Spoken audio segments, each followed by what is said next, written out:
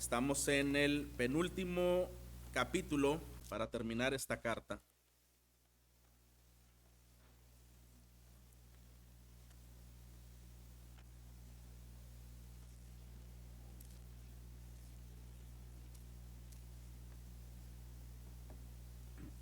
Romanos 15, y estaremos leyendo versículos 1 al 6. Niños pueden salir a clases. Ahí.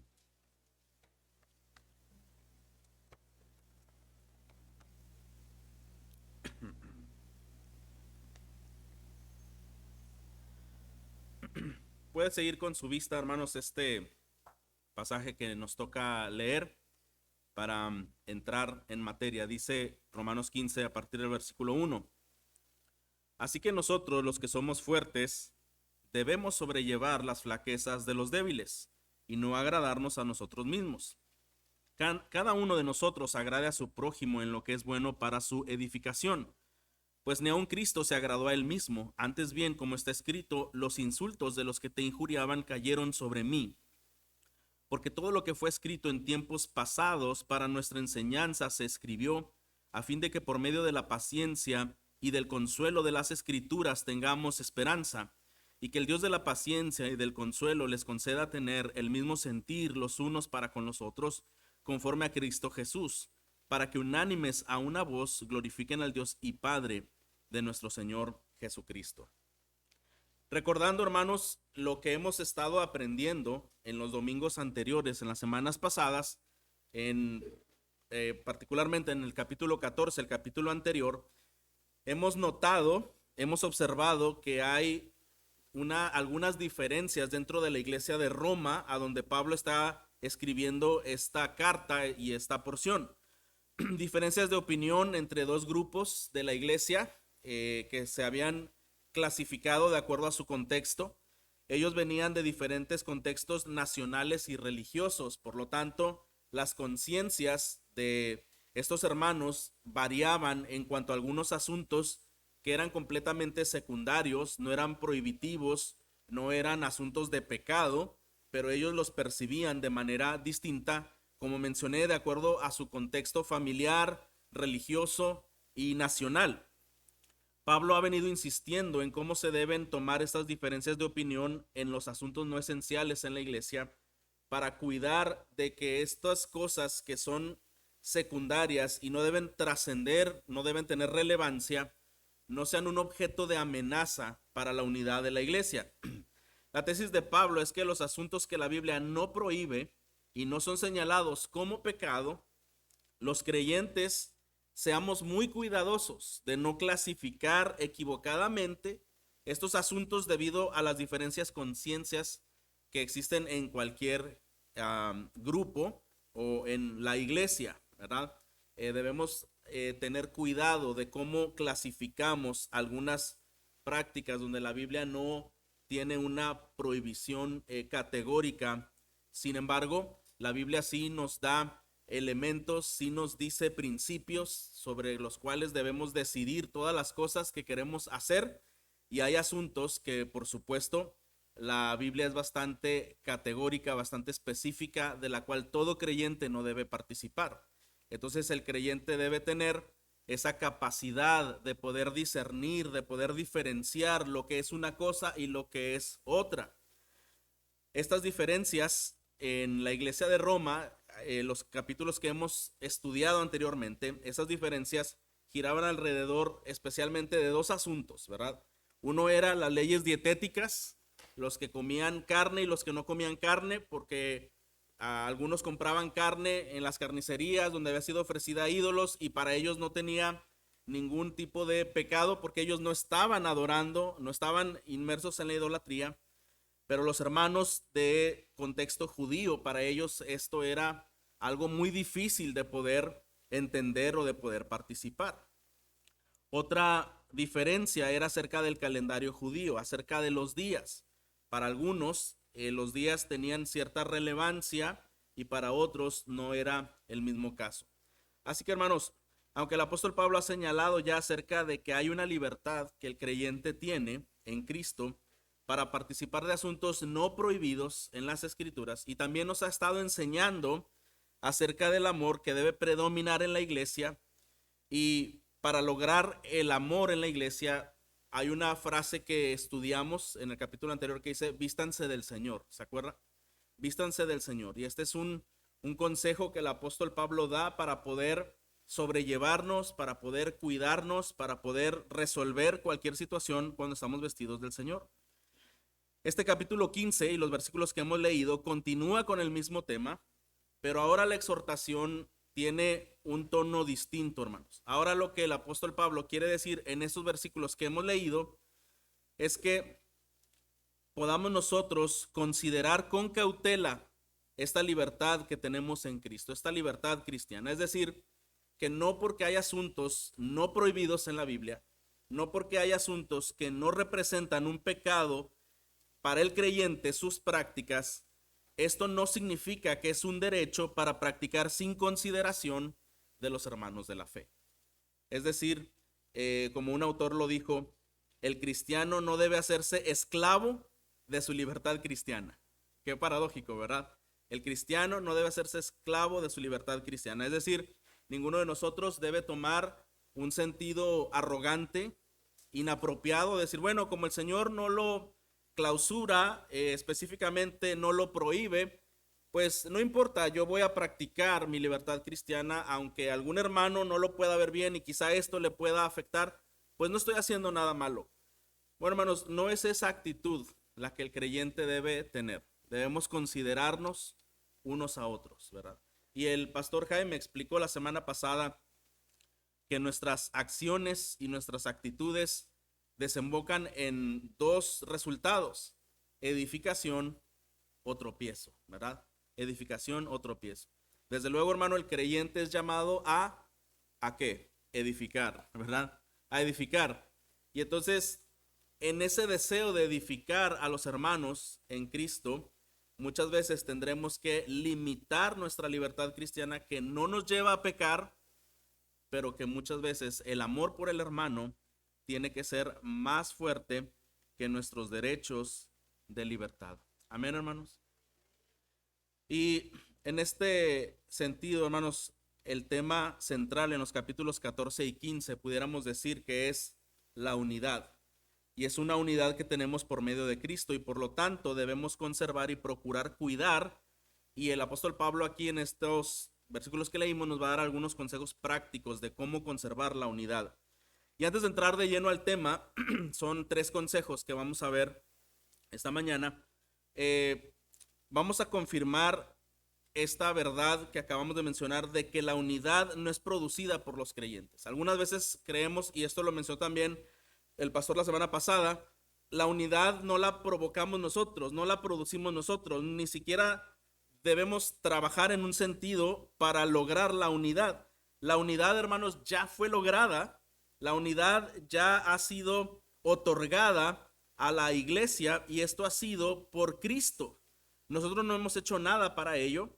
Sin embargo, sí somos responsables de mantener esta unidad, de conservarla, de poder también guardar la unidad en obediencia al Señor y por amor a los hermanos en la fe. Vamos por un momento a Efesios capítulo 2, sin perder aquí Romanos 15. Y Efesios 2 nos habla acerca de esta libertad que ha sido dada por Cristo y no por hombres. Efesios 2, 11 hasta el 19. Voy a leer, usted solamente siga con su vista. Dice: por tanto, recuerden que en otro tiempo ustedes, los gentiles en la carne, que son llamados incircuncisión por la tal llamada circuncisión hecha en la carne por manos humanas, recuerden que en este tiempo ustedes estaban separados de Cristo, excluidos de la ciudadanía de Israel, extraños a los pactos de la promesa, sin tener esperanza y sin Dios en el mundo. Pero ahora en Cristo Jesús, ustedes que en otro tiempo estaban lejos, han sido acercados por la sangre de Cristo, porque Él mismo es nuestra paz, y de ambos pueblos hizo uno, derribando la pared intermedia de separación, poniendo fin a la enemistad en su carne, la ley de los mandamientos expresados en ordenanzas, para crear en él mismo de los dos un nuevo hombre, estableciendo así la paz, y para reconciliar con Dios a los dos en un cuerpo por medio de la cruz, habiendo dado muerte en ella a la enemistad. Y vino y anunció paz a ustedes que estaban lejos, para los que estaban cerca, porque por medio de Cristo los unos y los otros tenemos entrada al Padre en un mismo espíritu. Así pues, ustedes ya no son extraños ni extranjeros, sino son conciudadanos de los santos. ¿Y qué dice, hermanos? Si son miembros de la familia de Dios. Dos naciones o dos grupos separados por historia, por años, por costumbres, por tradiciones, y el Señor unificó a un solo pueblo a través de la iglesia, y esto es por medio del sacrificio de Cristo. Así que, hermanos, la unidad ha sido completada. La obra de Cristo hizo posible la paz y la unidad en el cuerpo de Cristo. Así que nos preguntamos este día, ¿verdad?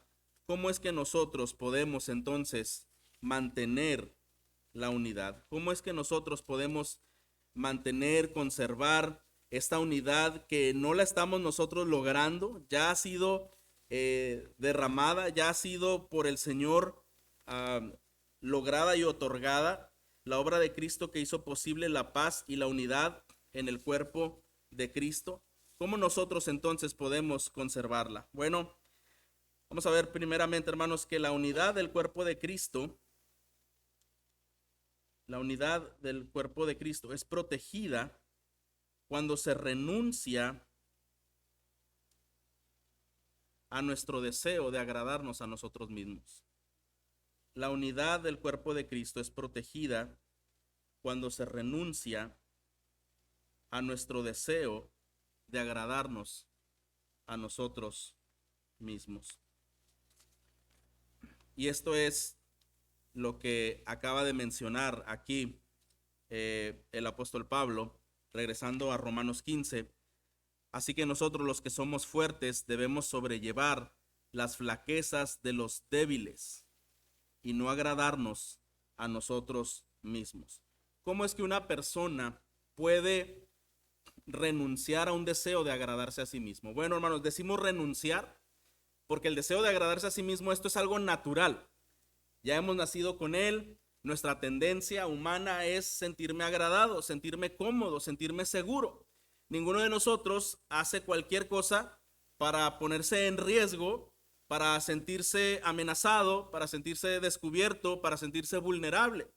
Cada uno de nosotros busca la mayor seguridad y la mayor comodidad posible en cuanto a su vida. Y eso muchas veces trasciende no solo en aspectos humanos, sino también en aspectos internos. Entonces, una de las maneras, hermanos, en que nosotros podemos rechazar ese deseo, renunciar a ese deseo de agradarnos a nosotros mismos, hermanos, es rechazando el individualismo. Rechazando el individualismo. Cuando hablamos de la iglesia, hablamos de el cuerpo de Cristo, ¿de acuerdo? Dice la Biblia que el cuerpo son muchos miembros.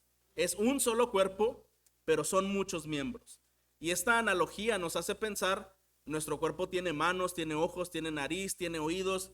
Y dice el apóstol Pablo, no todos son manos, no todos son pies, no todos son ojos, no todos son oídos. No, hay diversidad en el cuerpo, hay diferencia en el cuerpo.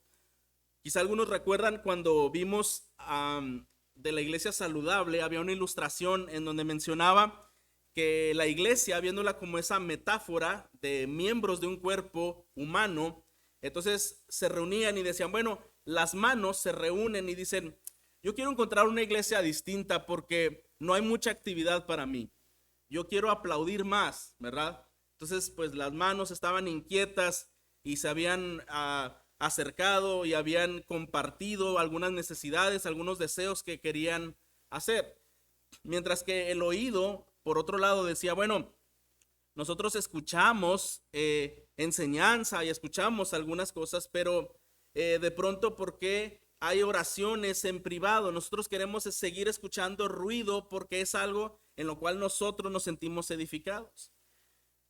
Y el individualismo, hermano, es cuando yo pienso en aquello que es de mi preferencia, que es de mi comodidad, que es de mi propia satisfacción, pero he dejado de lado lo que verdaderamente está edificando a todo el cuerpo. Y hermanos, el individualismo, hoy por hoy y cada vez mientras más pasa el tiempo, es más agresivo, es más influyente socialmente en el mundo y traspasa muchas veces los pensamientos y actitudes de cristianos que llevan este individualismo a otras esferas de su vida. Hemos escuchado tantas veces como a veces el privarnos en los dispositivos electrónicos ya no es necesario como platicar frente a frente con una persona, sino uno puede estar ensimismado, ¿verdad?, en sus asuntos. Puede ser conversando con alguien a distancia o simplemente estar pasando tiempo viendo noticias o viendo otro tipo de cosas en las redes sociales. Y las personas cada vez menos desean la conversación, desean más una burbuja individual en donde puede estar viendo imágenes, viendo conversaciones, viendo todo este tipo de cosas. El individualismo ha dicho a las personas, tú no necesitas de nadie, tú solito puedes, ¿verdad? Tú no necesitas de una familia, tú no necesitas de una esposa, tú no necesitas de un esposo, tú no necesitas a tus padres, tú no necesitas tener hijos, tú puedes tú solito, ¿verdad? Todo lo que tú quieras, lo que te haga feliz. Bueno, este individualismo, hermanos, ha compenetrado en algunas iglesias de tal manera que algunos creyentes hoy día llegan a creer que no necesitan una iglesia. ¿Usted cree esto? Hay personas que han llegado a creer que no necesitan una iglesia. No, yo me edifico solo, ¿verdad? En internet, busco mi predicador favorito, ahí lo veo, yo ahí oro, yo ahí leo mi Biblia y el pastor que no me conoce es mi pastor, ¿verdad? Que me está edificando y los hermanos que no me conocen son mi iglesia. Hermanos, algo que el Señor ha hecho a través de Cristo en la cruz ha sido lograr la unidad de un pueblo, el cual este pueblo redimido puede alabar junto al Señor, puede crecer junto a esta familia en la fe. Debemos rechazar, por lo tanto, hermanos, el individualismo. Debemos rechazar el pensar qué es lo que a mí me trae mejor satisfacción, pensar de una manera consumista y dejar de considerar a los demás hermanos. El año pasado, mi esposa y yo asistimos a una conferencia de consejería, como vamos cada año, y uno de los ponentes enseñó acerca de cómo ministrar a nuevas generaciones. Y fue muy interesante porque este hermano dice, bueno, dice, hace años las consejerías y los grupos para poder nosotros tener impacto en las personas era muy distinto. Era, te voy a encargar una tarea, nos vemos dentro de 8 días, nos vemos en la iglesia.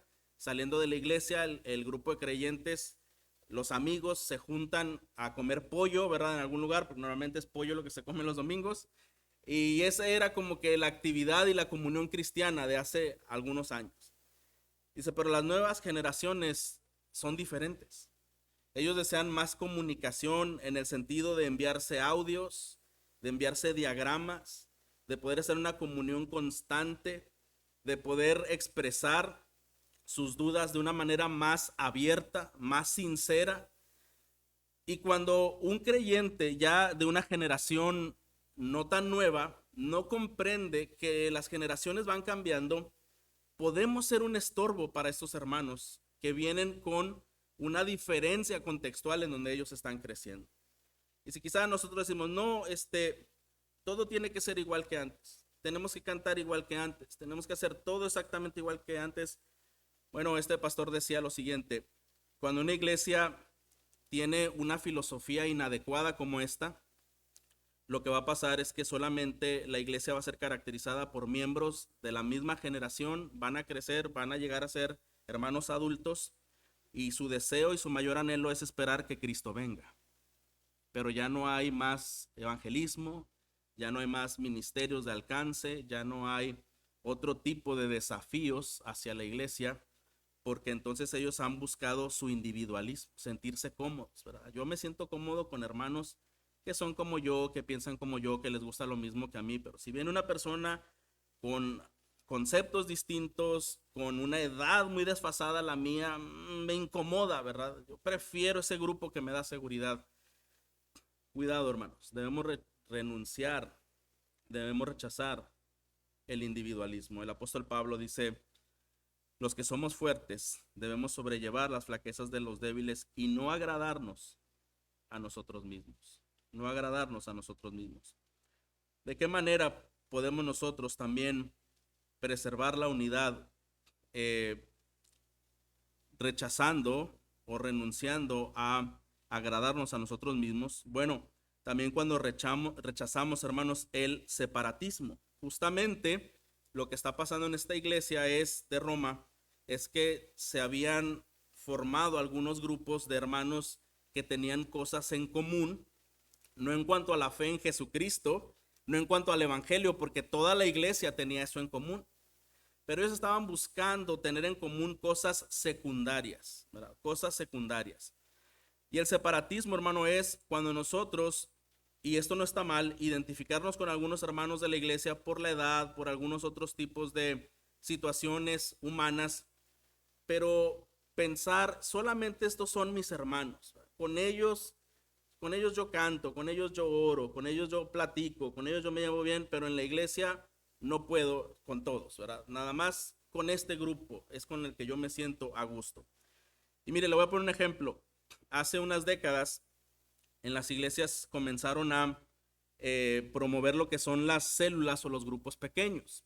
Las células y los grupos pequeños han sido pues instrumentos que son de edificación, y lo cual incluso nosotros como iglesia creemos que son buenas herramientas para edificar a los creyentes. Normalmente esto se hace cuando en ciudades normalmente grandes, miembros viven muy lejos de otros, y entonces hay líderes de acuerdo a los sectores, a las regiones, y cuando no pueden llegar todos a la iglesia porque les queda a 1 hora o 2 horas de distancia, que es lo que pasa en ciudades grandes, bueno, se reúnen hermanos que están en la misma localidad, que están a 15, 10 minutos, y ellos pues en la semana están siendo edificados. Uno de los problemas, y esto pasó en Monterrey, por ejemplo, es que cuando no hay una visión adecuada acerca de lo que es la iglesia y de que estos grupos solamente fortalecen la misma unidad y la misma edificación de la iglesia, ocurrió que comenzaron a haber divisiones porque las personas que asistían a diferentes reuniones decían: bueno, la iglesia es un poquito aburrida, me gusta más cuando nos juntamos nosotros, ¿verdad? Porque pues no es tan formal, el carisma del hermano que lleva pues no es tan serio como el predicador, entonces voy a ir a la célula pero no voy a ir a la iglesia. Y entonces este tipo de cosas lo que trajo fue que nacieron nuevas iglesias, no porque estaban en diferencias doctrinales de la iglesia de la que salieron, estaban buscando preferencias personales. Estaban buscando preferencias personales. Me gusta más esta célula, ¿verdad? Porque la persona que dirige, pues a lo mejor es un poquito más carismática, es más informal. Y este tipo de separaciones, hermanos, debemos de tener mucho cuidado cuando las iglesias practicamos grupos en la iglesia como varones, mujeres, jóvenes, matrimonios. Nosotros creemos que es necesario la convivencia, el contacto entre estos grupos, porque nos permite tener mayor oportunidad de platicar y de conocernos y de ser edificados en cierta forma. Eso está bien. El problema es cuando no entendemos la visión de lo que la iglesia es, pudiéramos hacer subiglesias dentro de la iglesia. ¿Sí me explico, hermanos? Pudiéramos hacer subiglesias dentro de la iglesia. Ese ha sido otro problema. Normalmente, por ejemplo, en grupos de jóvenes, pues crece el grupo y dicen: bueno, pues vamos a hacer nuestra iglesia, ¿verdad? Aquí nosotros cantamos, adoramos, hacemos, y hay subiglesias dentro de iglesias. Todos los grupos que somos parte de la iglesia, en cualquiera que podamos participar, en matrimonios, en varones, en jóvenes o las hermanas, todos ellos vamos hacia la misma meta, hacia el mismo enfoque. Todos somos la iglesia de Cristo. Amén. Y el último, hermanos, la última recomendación dentro de esta categoría del primer punto es también rechazar el protagonismo. El individualismo y el separatismo, cuando renunciamos a ello, estamos renunciando a agradarnos a nosotros mismos. Pero hay otro aspecto que se llama el protagonismo. Este protagonismo es muy peligroso. Este fenómeno es buscar agradarse a sí mismo mediante la aprobación de las personas. ¿Qué quiere decir? Mire, el que vive para agradar a la gente no puede agradar a Dios. ¿Está de acuerdo? El que vive para agradar a la gente no puede agradar a Dios porque tarde o temprano terminará sacrificando su integridad. Algunas manifestaciones de este mal pueden surgir cuando un creyente desea la amistad o la aceptación de otro creyente, o simplemente desea estar en buenos términos, y esto es algo bueno, no es algo malo propiamente. Pero hermano, piensa en un momento. En ocasiones, Dios pondrá cerca de usted a algún creyente que está luchando con su falta de madurez, con su cosmovisión cristiana, y quizá por su poco tiempo en el Evangelio o por la poca exposición que recibe a la palabra de Dios, para esta persona va a ser natural observar con queja o crítica a la iglesia o hacia otros creyentes. Y por alguna razón el Señor ha permitido que usted tenga un acercamiento con un hermano así, que está en un proceso de madurar. ¿Qué debe hacer el creyente? El creyente que es más fuerte debe animarlo a considerar las escrituras. Hermano, que tu sentir, que tu pensar venga de las escrituras. Vamos a las escrituras, vamos a leer juntos. Si es un problema con alguien, el creyente que es fuerte debe animarle a acercarse y arreglar ese problema que pudiera estar surgiendo. Incluso le haría bien a este hermano una exhortación en amor. Porque dice la palabra de Dios, ¿verdad? Que aquel que anima, aquel que exhorta al amigo, al que ama, verdaderamente le está bendiciendo. Pero cuando existe un deseo de protagonismo, hermanos, esta oportunidad que Dios nos da de poder animar a un hermano a madurar en las escrituras, en la fe y en la relación con otras personas, el protagonismo echa a perder esta oportunidad que Dios concede de edificar al hermano. Porque una persona con este temor de protagonizar tendrá el temor de perder la estima que este hermano tiene para con usted. Entonces, como yo no quiero tener problemas con el hermano, la hermana, yo siempre quiero que me vea bien, que me abrace, que me salude, mejor no le voy a decir nada, ¿verdad? Y así yo no pierdo su estima, o quizá le voy a dar un poquito por su lado, ¿verdad? Usted nada más ore, ¿verdad? Deje usted que el mundo ruede, ¿verdad? Bueno, hermanos, el protagonismo puede ser muy dañino porque este tiende a buscar la gloria personal que solamente a Dios le pertenece.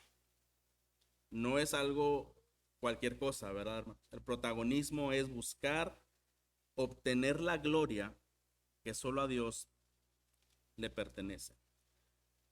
Cuando hay protagonismo en el corazón, a veces no se piensa en edificar el cuerpo de Cristo, sino simplemente en figurar una imagen de héroe cristiano, un héroe cristiano. Así que el protagonismo, hermanos, puede estar muy ligado a la apariencia, a la búsqueda de alabanza de los hombres, a hacer las cosas por motivos incorrectos y egocéntricos. Otros sinónimos para el protagonismo es lo que Pablo llama el querer obtener el favor de los hombres, o como Pablo llama el ser siervo de los hombres y no de Cristo. Entonces, debemos comprender, hermanos, que cuando un creyente desea preservar la unidad, desea proteger la unidad de la iglesia, todos, cada uno de nosotros, debemos reconocer que tenemos una tendencia de agradarnos a nosotros mismos, todos.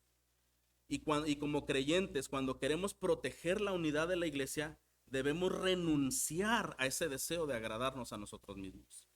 Y la manera de agradarnos a nosotros mismos, normalmente hay otros ejemplos, pero estos tres son los básicos. O es por individualismo, o es por separatismo, o es por protagonismo.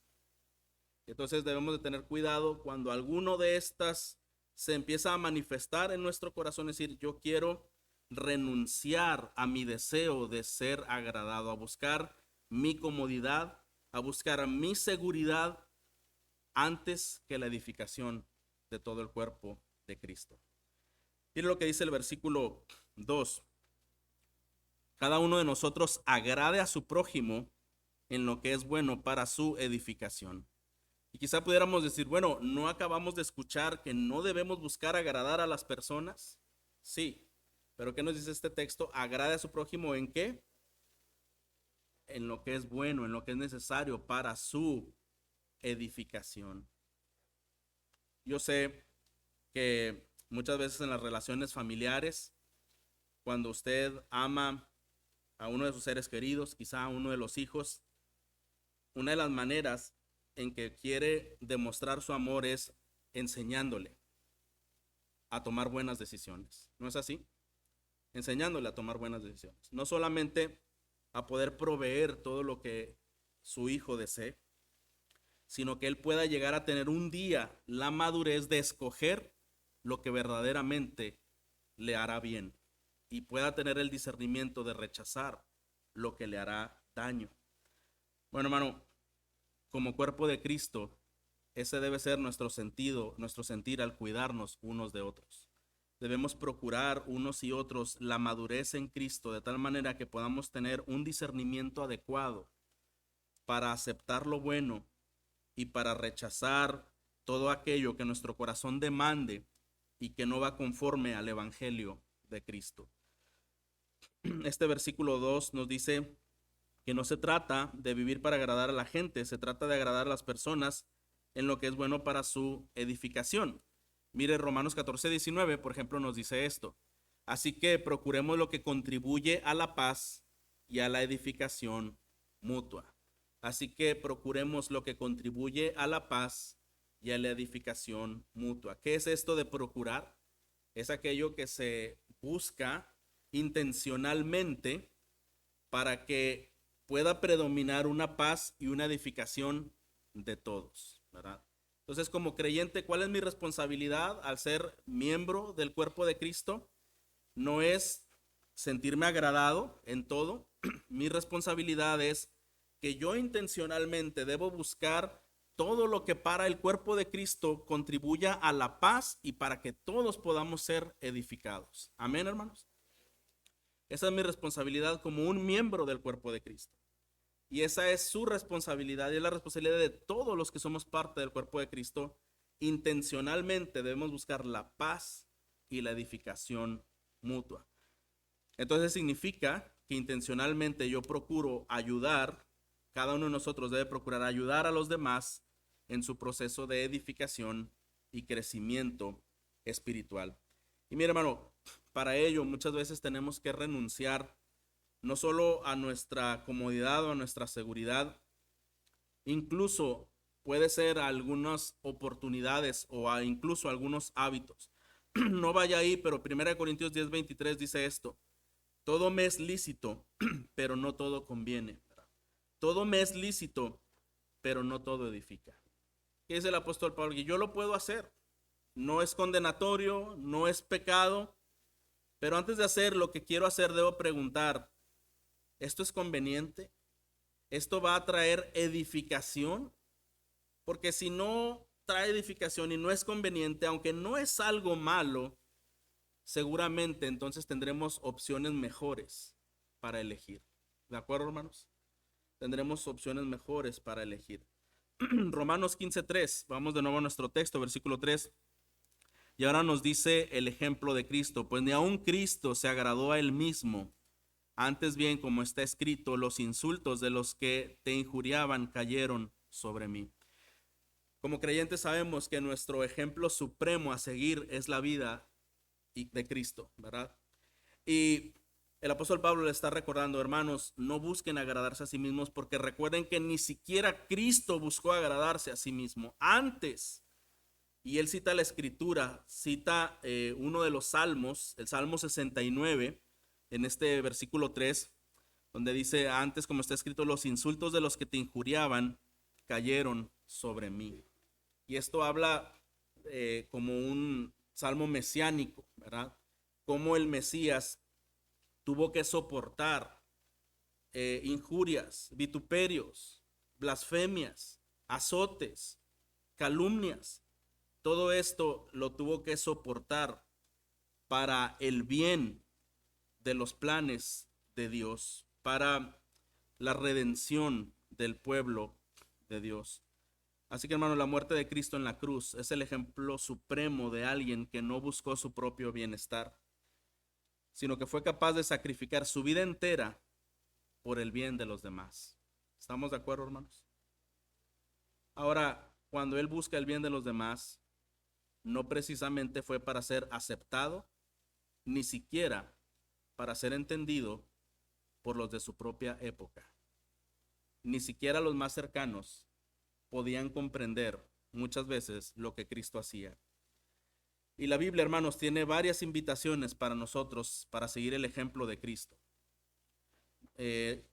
Cuando recordamos lo que nos dice Filipenses 2, nos dice que tengamos ese mismo sentir que hubo también en Cristo Jesús, el cual, siendo Dios, no estimó ser como Dios, ¿verdad? Como algo a lo que igual se aferrara, sino que se despojó a sí mismo y tomó forma de hombre, de siervo, y fue hasta capaz de morir en una cruz. Cuando la Biblia nos dice, toma ese ejemplo de Cristo, toma ese mismo sentir, nos está hablando de una vida de autosacrificio, que para el bien de las personas que amamos, muchas veces va a implicar una renuncia de nuestros derechos o de nuestros anhelos. ¿No es así, hermanos?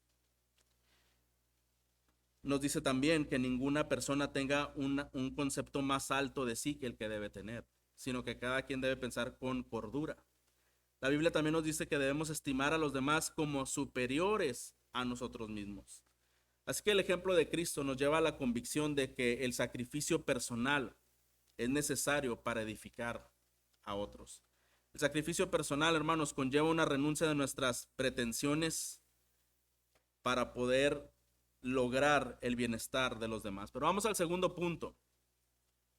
Hemos dicho que la unidad del cuerpo de Cristo es protegida cuando se renuncia, ¿verdad?, al deseo de agradarse a sí mismo. Pero el segundo punto es que la unidad del cuerpo de Cristo es protegida cuando se renueva nuestro ser por el poder de las Escrituras. Cuando se renueva nuestro ser por el poder de las Escrituras. Versículo 4. Porque todo lo que fue escrito en tiempos pasados para nuestra enseñanza se escribió, a fin de que por medio de la paciencia y del consuelo de las Escrituras tengamos esperanza. Bueno, este Salmo 69 que mencionamos que cita el apóstol Pablo, debemos preguntarnos por qué el apóstol Pablo está citando el Antiguo Testamento. Es una razón sencilla, es porque toda la Biblia es acerca de Jesús. Por lo tanto, solo en las Escrituras encontramos el consuelo y la esperanza que se requiere para ser intencionales en ayudar a los demás. En un anhelo, en un propósito, hermanos, de ayudar a otros, de edificar a otros, de amar a otros, aun sea en nuestra familia y sea en la familia en la fe, esto requiere muchas veces un sacrificio y requiere también fortaleza para poder sobrellevar algunas de las ofensas que necesariamente se van a dar como seres humanos pecadores caídos que todavía seguimos siendo. Por lo tanto, hermanos, el consuelo que las Escrituras nos dan y la esperanza que nos dan es la única manera en que un creyente puede ser renovado, puede ser fortalecido para poder continuar amando a sus hermanos, amando a sus semejantes y edificándolos a través del testimonio y de su vida. Así que, hermano, en vez de vivir centrados en nuestro pequeño reino, lo que yo quiero ser, lo que yo quiero tener, lo que yo quiero lograr, más bien debemos tener un contacto verdadero con la palabra de Dios, y esta palabra de Dios que nos confronta nos hará el Señor saber todas esas áreas que deben ser renunciadas de nuestro ser y nos ayudará a perseverar en los momentos de duras pruebas. Muchas veces el creyente falla en su firmeza de agradar a Dios por la falta de fe. Es que si yo no tengo un grupo de amistad cercana, aunque estas personas no estén madurando en el evangelio, entonces no voy a tener amigos. es que si yo no elijo este trabajo, aunque no vaya a la iglesia, entonces ya nunca voy a tener otro trabajo. Es que si esta pareja yo la dejo porque no es un creyente, una creyente, entonces quizá nunca voy a tener una pareja. Y todo esto, hermanos, señala algo de nuestro corazón. Hay falta de fe y satisfacción en lo que Dios es para nosotros. Hermano, el creyente encuentra su total satisfacción en el Señor. En el Señor estamos completos y no nos falta nada. Por eso cuando un creyente está activo en estudiar la palabra, hermano, ese consuelo y esa esperanza le hace fuerte para tomar decisiones correctas. ¿Sabes qué? Yo no necesito de algo humano, yo necesito de algo material para que me dé identidad, para que me dé seguridad o para que me dé propósito de vida. Yo teniendo a Cristo lo tengo todo, aunque no tuviera nada. Porque si lo tuviera todo, pero no tengo a Cristo, no tengo nada al fin de cuentas. Pero si tengo a Cristo, lo tengo todo. Y hermano, ¿cómo llegamos a esa conclusión? Que teniendo a Cristo lo tenemos todo y nos anima a tomar decisiones correctas. No es, hermano, porque un día cenamos rico y dormimos bien y el otro día amanecimos con esa convicción. Esa convicción se forja cada día cuando estamos en contacto de las Escrituras. Por alguna razón la Biblia nos dice que todo lo justo, todo lo puro, todo lo amable, todo lo que es de buen hombre, lo que tiene virtud, en eso debemos de pensar. Porque normalmente cuando nosotros despertamos el día, amanecemos y comenzamos nuestro día, la mente busca pensar los pensamientos naturales del corazón caído. Y esos pensamientos naturales del ser caído no son afines a la palabra de Dios. Por eso es que el creyente con esos pensamientos con los que cada día amanece, que son distintos, debe afinarlos, debe confrontarlos a la palabra y la palabra le hará pensar lo que debe pensar, la verdad. Cuando una persona piensa en la verdad, medita en la verdad y cree en la verdad, va a tomar buenas decisiones. Mientras una persona deja de meditar en la palabra de Dios, que es la verdad, va a pasar lo que dice Hebreos. Será endurecido por el engaño del pecado. El pecado le va a engañar porque le ha dejado actuar en el pensamiento, en la mente, y entonces, dejando de considerar la verdad, considera solamente deseos del corazón caído, que es el engaño del pecado. Leer el Antiguo Testamento, hermanos, y ver su cumplimiento en Cristo y en la iglesia, fomenta la esperanza del creyente. Algo que podemos ver y lo que está citando Pablo es que todas las profecías que se hicieron respecto a Cristo, al Mesías, todas se han cumplido. Todo lo que el Señor dijo que haría, lo ha hecho. Y todo lo que dice que hará también será logrado en el momento en que Él decida hacerlo. Por lo tanto, los creyentes debemos ver la palabra de Dios como nuestra fuente confiable, ¿verdad? Todo lo que Dios dice es verdad y yo no lo dudo. En verdad es así, aunque mi corazón sienta que no, aunque mi corazón sienta que yo debo buscar otra manera de satisfacción, debemos contrarrestar nuestros sentimientos con la verdad de la palabra de Dios. Y hermano, debemos también ver que la palabra de Dios entonces nos renueva. La palabra de Dios nos da convicción para escoger lo mejor, para hacer lo mejor y para continuar nuestro camino para edificar a otros. Mire también el versículo 4 dice que todo lo que fue escrito en tiempos pasados para nuestra enseñanza se escribió a fin de que por medio de la paciencia y del consuelo de las escrituras tengamos esperanza. Pero ahora quiero que vayamos al versículo 14 por un momento y dice también, y el Dios de la esperanza los llene de todo gozo y paz en él creer para que abunden en esperanza por el poder del Espíritu Santo. Lo que está diciendo aquí es que además de la palabra de Dios, el Señor utiliza su Espíritu para darnos esa fortaleza y esa convicción adecuada para la cual vivimos edificándonos unos a otros. Así que tanto la palabra de Dios y el Espíritu Santo actúan en conjunto para que un creyente logre una madurez y una confianza más plena en las promesas y en las palabras del Señor.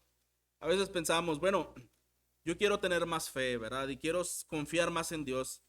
Entonces voy a orar y decirle al Señor que aumente y fortalezca su espíritu en mí. Y eso es adecuado.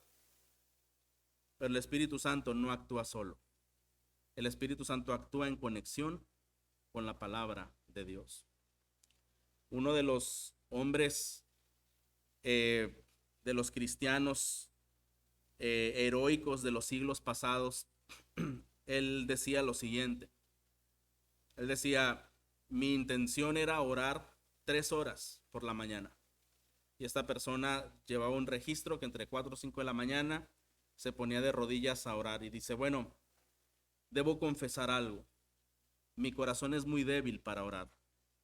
Con mucha facilidad me distraigo, me gana el sueño. Estoy orando y me acuerdo de otras cosas que me distraen y fácilmente interrumpo mi oración. Y dice, he llegado a la conclusión que cuando pretendo orar sin la ayuda de la palabra de Dios, estoy cayendo en arrogancia. Entonces, dice, lo primero que hago es abrir las Escrituras. Y cuando empiezo a buscar a ese Dios perfecto, excelso y soberano, y lo empiezo a ver obrando y empiezo a ver su carácter en las Escrituras, Dios a través de esa palabra y de su Espíritu Santo comienza a producir en mi corazón un deseo de ese Dios a quien estoy conociendo, de alabarlo, de buscarlo, de creerlo, de orarle, de pedirle y de agradecerle. Porque la palabra me ha edificado, la palabra me ha confrontado y me ha dicho, necesitas buscar a Dios en oración. Y en este punto vemos, hermanos, que un creyente crece en madurez espiritual y crece en su visión de edificar a los creyentes cuando está viviendo en las Escrituras, cuando está meditando en las Escrituras y cuando está orando de acuerdo a las Escrituras para que su corazón sea transformado y fortalecido. Así que si preguntamos quién obra la esperanza en nosotros, la Biblia o el Espíritu Santo, pudiéramos decir el Espíritu Santo a través de la Biblia, ¿verdad? El Espíritu Santo por medio de la Biblia. Si la Biblia, hermano, no está siendo activamente estudiada, meditada y comprendida, nos aislaremos ensimismándonos en nuestros propios problemas. Y en lugar de considerar a los demás, solamente estaremos buscando nuestro bienestar, nuestra seguridad, nuestra comodidad. Y al enfrentarnos a los problemas de este mundo, en donde por causa del pecado, estos anhelos de bienestar personal son quebrantados una y otra vez, entonces se da lugar a diversos problemas emocionales, espirituales y sociales. De tal manera que si tenemos un problema con un compañero del trabajo o un miembro de nuestra familia, porque nosotros tenemos un ideal y mi ideal es tener una familia feliz, una familia perfecta, una esposa que haga todo lo que yo quiera, hijos que obedezcan siempre. Y cuando uno de ellos no hace lo que yo creo que debe de hacer, ya trastocó todo mi mundo interior y entonces viene una reacción totalmente de decepción, de desolación, de desesperanza o de grave enojo. ¿Por qué? Porque una persona que no está buscando entender el evangelio conforme a las Escrituras tiene falsas expectativas de todo. Y entonces, hermano, por eso es que hay tantos problemas en este mundo, problemas como ansiedad, enojo excesivo, irritabilidad, tristeza desesperanzadora, pesimismo, amargura, autoconmiseración, venganza, maldad y otras tantas cosas más. ¿Sabe de qué se deriva? De que la persona ha puesto ideales de acuerdo a su corazón caído y ha dejado de pensar en la verdad de la palabra de Dios, la verdad del evangelio.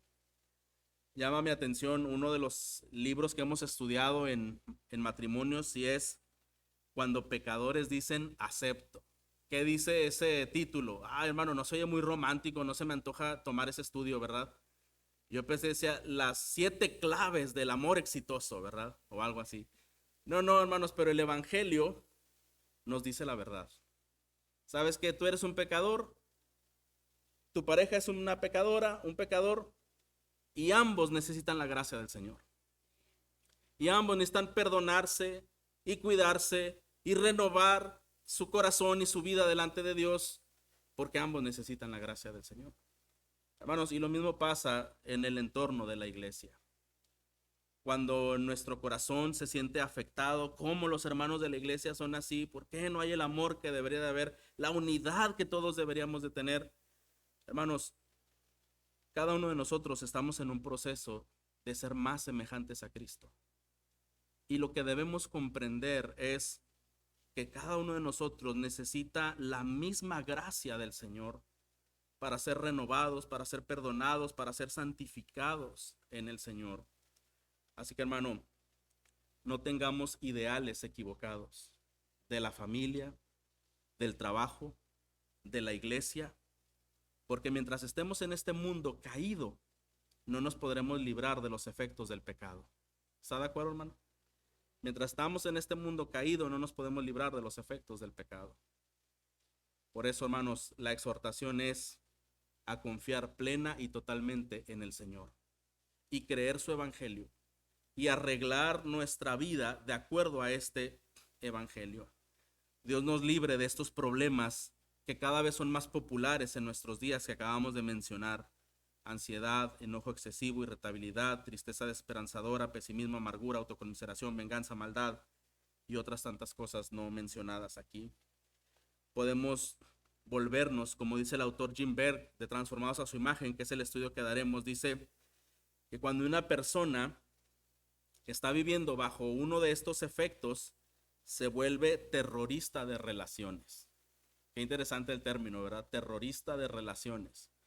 Porque si yo tengo un ideal de cómo usted debe ser o cómo usted debe ser y usted no hace lo que yo creo que debe ser, y en ese momento sale una frustración y un enojo, yo voy a llegar y lo voy a atropellar y le voy a hablar mal, porque mis expectativas no se cumplieron, pero son expectativas pecaminosas que no vienen en la palabra. El problema entonces está en mi corazón, ¿verdad? Y entonces, hermano, cuando el Señor no está edificando nuestras vidas a través de la palabra de su Espíritu Santo, estos problemas que se vuelven tan comunes nos vuelven terroristas de relaciones. Puede llegar un punto, hermano, en el que haya personas que busquen evitar a una persona con un mal carácter. ¿No es así? Personas que pueden llegar a evitar, ¿sabes qué? Mejor me volteo, ¿verdad? Mejor me agacho. O sea, no quiero una confrontación, no quiero un problema con una persona.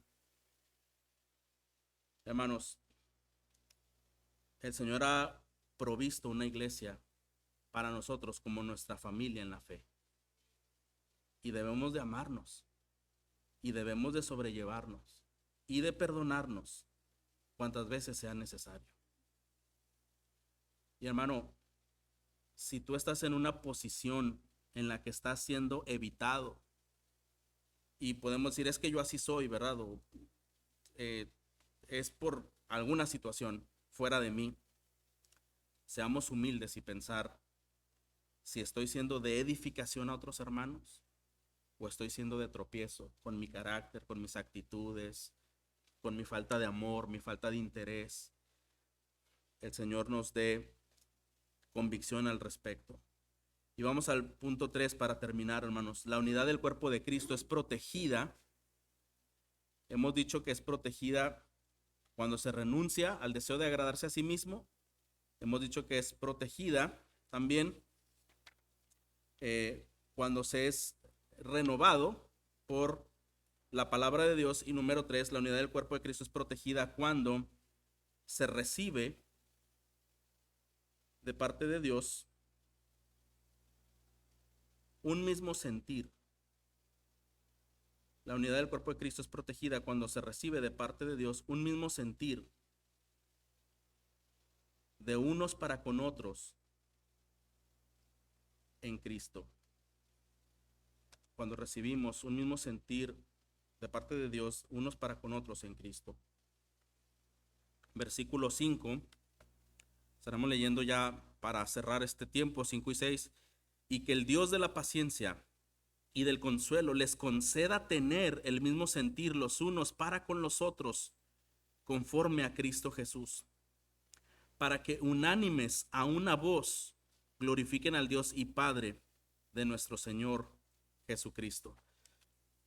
Pablo sabe, hermanos, que la verdadera unidad es un fruto del Espíritu que tiene a Cristo como centro. Fíjese lo que él dice, y Dios les conceda tener un mismo sentir. No está diciendo, y ustedes logren tener un mismo sentir, ustedes aprendan a tener un mismo sentir, ustedes lleguen a alcanzar un mismo sentir. Él dice, Dios les conceda, lo cual quiere decir que la unidad, otra vez como vimos al principio, la unidad la hace el Señor. La unidad la provee el Señor, la unidad la fortalece el Señor. Y entonces, cuando recibimos de parte de Dios ese mismo sentir, es que nosotros podemos proteger la unidad de la iglesia. Y otra vez, hermanos, el Señor nos va a dar este mismo sentir y Él usa instrumentos para proveer este mismo sentir. Y ya los dijimos, usa su palabra, usa su espíritu para proveer ese mismo sentir en nuestro corazón. Así que la verdadera unidad, hermanos, no se consigue persiguiendo primariamente la unidad, sino se consigue persiguiendo a Jesús. No es que persigamos todos ser unidos. Cuanto más usted persigue a Jesús en su palabra, más logra la unidad en la iglesia. Hermanos, al final de cuentas, es el evangelio de Cristo y el carácter de Cristo desarrollándose en nosotros lo que nos permite tener unidad en la iglesia. ¿De acuerdo, hermanos? No son los programas que hacemos, no es la afinidad por clases sociales, edades o cualquier otra cosa humana lo que provoca la unidad. Es el evangelio de Cristo y el carácter de Cristo desarrollándose en nosotros lo que nos permite tener unidad en la iglesia. Por eso, como dijimos, y el texto lo menciona en el capítulo 14, hermanos, vístanse de Cristo. Vístanse de Cristo, porque esto es lo que produce la unidad. Así que, hermano, no es a costa del evangelio esta unidad. No es a costa de la verdad esta unidad. Esta unidad en Cristo es una unidad en el evangelio. Entre más nos predicamos el evangelio y entre más modelamos el evangelio, más unidos podemos ser. Este tipo de unidad, hermanos, nos permite glorificar a Dios con un solo corazón y una sola voz, como dice el versículo 6, para que unánimes a una voz glorifiquen al Dios y Padre de nuestro Señor Jesucristo. Esto se manifiesta, hermanos, por ejemplo, de manera evidente cuando nos congregamos delante del Señor. Cantar con un mismo entendimiento, cantamos a una sola voz con un mismo sentir. Así que, hermano, el creyente genuino va en pos de su Señor, en pos de la madurez cristiana, en pos de ser cada vez más como Cristo. Y mire, para cerrar, quiero también citar el versículo 7. Por tanto, acéptense los unos a los otros, como también Cristo nos aceptó para la gloria de Dios. Acepta a los demás creyentes como tú también fuiste aceptado por Cristo. Fuimos justificados, hermanos, por la fe en Cristo Jesús. ¿Cómo debe impactar esta doctrina de la justificación en relación con otros creyentes? Recordamos que fuimos justificados no porque fuimos buenos, fuimos justificados porque Cristo pagó el precio de nuestro pecado y de nuestra condenación. Si Cristo ha pagado el precio de mi condenación, ¿quién soy yo para no perdonar y ayudar y sobrellevar a otros hermanos en la fe?